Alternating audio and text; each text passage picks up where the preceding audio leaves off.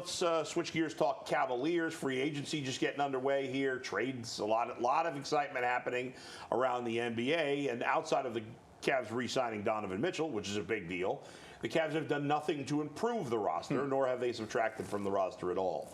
It feels more and more that their best way forward may be to just stick with the top four guys, the core four, if you will, even though I hate saying that term, and try to improve on that.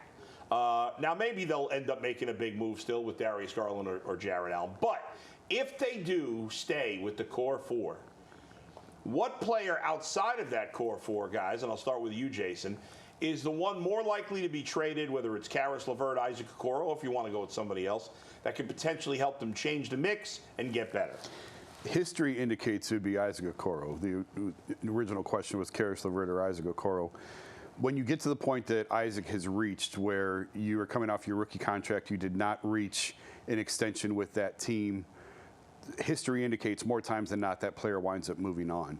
And there's a couple of teams out there with enough cap space that if someone were to offer higher than the mid-level, which is around $13 million this year, the Cavs probably would, they could match it, but they'd probably prefer to move on in a sign and trade type deal and get something else for him, because they had the opportunity to extend him last year and chose not to. So that sort of tells you where they stand with him. And if I'm another team, I know the limitations that Isaac has shooting, but he has improved every year as a three-point shooter. He's such a tough physical defender. He's still only 23 years old. You still have to believe his best basketball's in front of him.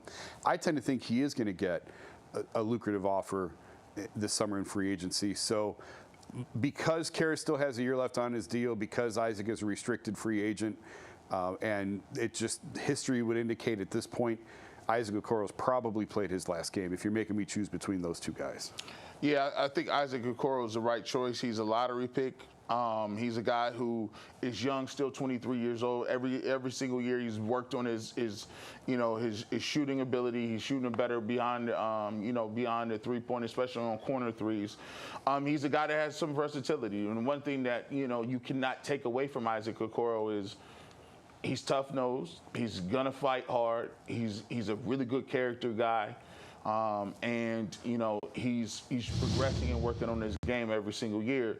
Some team will look at that and say, maybe I can get something out of him the Cavs can get out of him. Maybe we can develop him as a more of a shooter. But his defensive prowess is, that's not to be. You can't knock that. Look at Caris LeVert. Now, Caris LeVert's deal, it matches a lot when you talk about matching money up. Like when you're trying to move and get a bigger player, Caris LeVert's contract matches up a lot better, so you can get a better player in return. But I think overall, Isaac Okoro is the more attractive player for teams looking to get players and to build their roster. A younger guy, I think it's Okoro. Obviously, it would have to be a lot bigger deal than just Isaac Okoro, and I just spent the beginning of the segment saying, well, forget Darius Garland, forget Jarrett Allen for now. But I'm kind of going to bring him in the mix a little bit, because I feel like Isaac Okoro is a guy who might fit the Miami Heat, the way they coach, the way they play defense. And could he be part of a package to get them Jimmy Butler? I don't know. I'll throw that at you guys. Well, it would take a lot of money to make that money match, but right. Darius and Isaac together probably gets it done.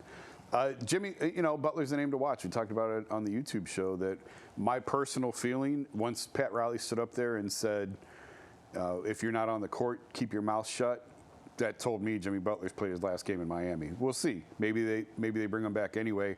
Obviously, we know now Jimmy wants a new deal. He is getting older. I think he's 35. Playoff Jimmy has been phenomenal. Regular season Jimmy, not so much. But it's certainly something I think that's worth at least exploring if you're the Cavs. Is Darius and Okoro enough of a package for Jimmy? Jimmy Butler. I think it's a very appealing package if you're a team like Miami. Those are two really young players.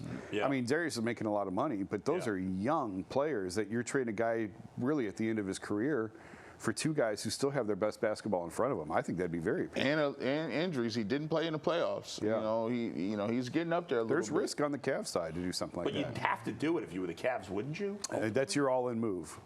That's certainly your all-in move. If you're looking at putting the ball in Donovan's hands, Jimmy is the wing that they've needed a wing outside of LeBron. They haven't had a wing in 25 years. It's been LeBron or a combination of trying to make Max Strus a three, Alonzo G, Jamario Moon. Oh, boy. These are the guys that have Alonzo G. He was good for a minute, Isaac Alonzo G. Okoro. These are the guys who've played that small forward spot when LeBron wasn't here. So it's I guess it's been the a long question time. is, with Jimmy Butler instead of Darius and Okoro, are the Cavs a legit championship contender? If Jimmy's healthy in the playoffs, yeah. I think that helps close the gap on Boston. I do. And because it gives them, Boston is long and athletic. That's what they are. Yeah. And they're switchy. They can switch 1 through 5 with a lot of the lineups that they deploy on the floor. Jimmy gives them an opportunity to match up a little bit better. Can you imagine? You got look at the defense. You got Jimmy Butler, Allen, and Mobley. But you're cutting your window down in terms of, obviously Jimmy's near the end of his time. How much longer has he already passed that point? Yeah. And that's where the risk lies, because this guy wants a new deal, and you're paying a lot of money for a guy who's on the back end of his career. You don't know how many years you got with Donovan Mitchell anyway. I would do it ultimately. Would you do that? Yeah. I would strongly consider it. Yeah. I would strongly And consider then your starting lineup would be Donovan, Jimmy, Jarrett Allen, Evan Mobley. Who's your fifth starter? Strus. And Strus. As of now, Strus would be the And two. that feels like a team that could compete for a championship. I don't know that they'd be the favorite, but they would be right there. And then it would come down to what Jimmy Butler are you getting when the playoffs start. If you're getting great Jimmy Butler, they could beat anybody, can't they? If they get Jimmy Butler and you get an Evan Mobley that's improved, you talking now. I mean, you never know. Look at how the playoffs unfolded this year with Giannis going down to Milwaukee. You never know how injuries are going to. Sure. But yeah, I would give the Cavs a puncher's chance in that instance. And doesn't that feel like a type of team that some other good player would take a mid-level exception or sign after the trade deadline next year to come here as a final piece or something? Well, and honestly, by including Okoro in the deal, it triggers different type of cap rules that we don't need to get into now. Yeah. But you really have to look at the salary cap, and we talked about this before on the show. The NBA has really strived to make parity a thing, and they've really abolished the ability to build super teams. So for that reason, the Cavs may be better off keeping what they have and trying to grow from that. Because once you start adding those big money, and depending on how you add them, it triggers different caps and ceilings on things, and it's fairly complicated, but there's positives and negatives to both, I guess I would say. It gives you 2 years, I think, Probably. to potentially win a championship. But it may lower your ceiling in terms of how much you can spend. So it's something you have to look at. And they might need to have money for one Mr. LeBron James. Could LeBron still come back to the Cavs before he hangs up his We're shoes? never going to let it die. That